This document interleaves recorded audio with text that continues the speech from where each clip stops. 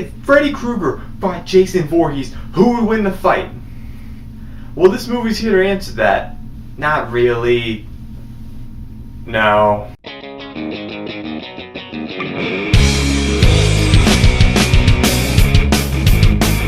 Freddy versus Jason. Okay, ever since the end of Jason Goes to Hell, where Freddy's glove pulled Jason's mask into the ground, people have been saying or demanding a Freddy versus Jason. Not until 2003 did we get this movie, but I will say, worth the wait.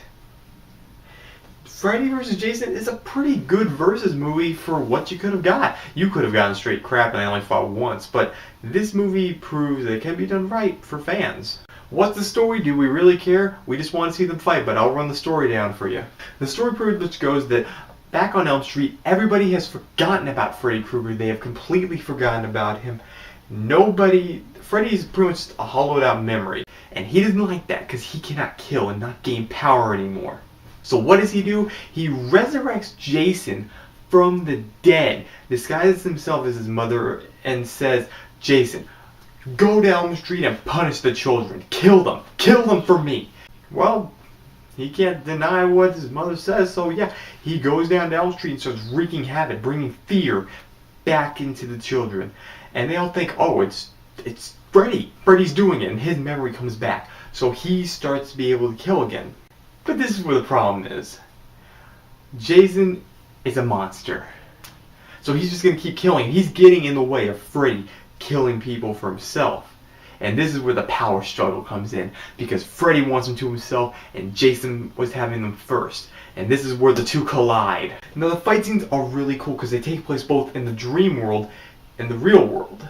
Now in the dream world, of course, Freddy has the advantage because he is immortal in there. He can fling him around. There's actually this really cool scene where Freddy flings Jason all around the room like a ping pong ball and even makes that sound. Pretty funny and pretty cool. But when they fight in the real world, Jason has the advantage because Freddy is mortal. So when he gets stabbed, it's actually going to hurt him. When he loses a limb, he's actually going to feel that.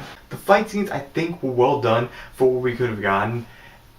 And the music, the soundtrack is pretty cool for when they start fighting. And what's really cool, again, is that when they go into certain worlds, like Freddy's world is red and Jason's world is blue because Jason's weakness is water and Freddy's weakness is fire. Now, with this movie, there had to be a winner and loser, right? Apparently not. Because the movie's ending, I don't want to spoil it, but I'm going to say it's going to piss a lot of people off and it's going to leave it to debate on who won or not still to this day. There's not one definitive winner. That's just how it is. The plot circling around it is that teenagers, of course had to be teenagers, it's Friday the 13th / Nightmare on Elm Street movie.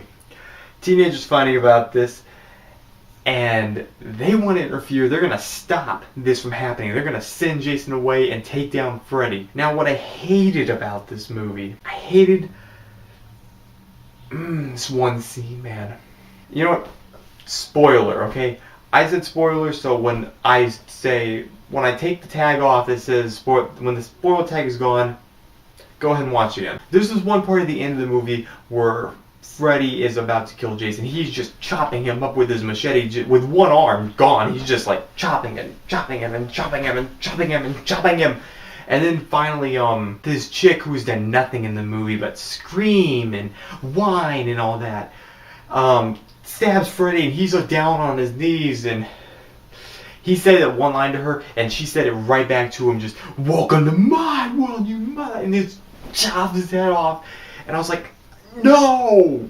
Why? I hate characters like that, okay? That have done nothing to the movie but whine and just complain about this and that and been a useless character, and then finally just to give her purpose, they have her do that.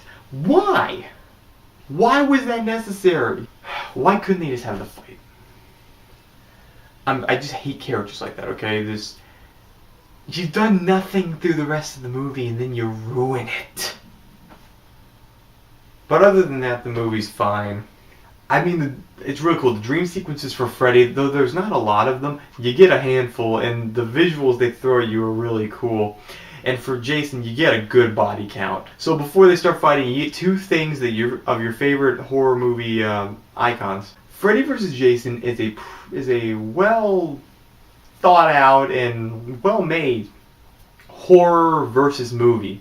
And that's saying a lot for a horror versus movie, because normally they're not that great or they're really cheesy. This one is fun for fans of the series, of both series. If you want that throwdown to determine who really wins, watch this movie.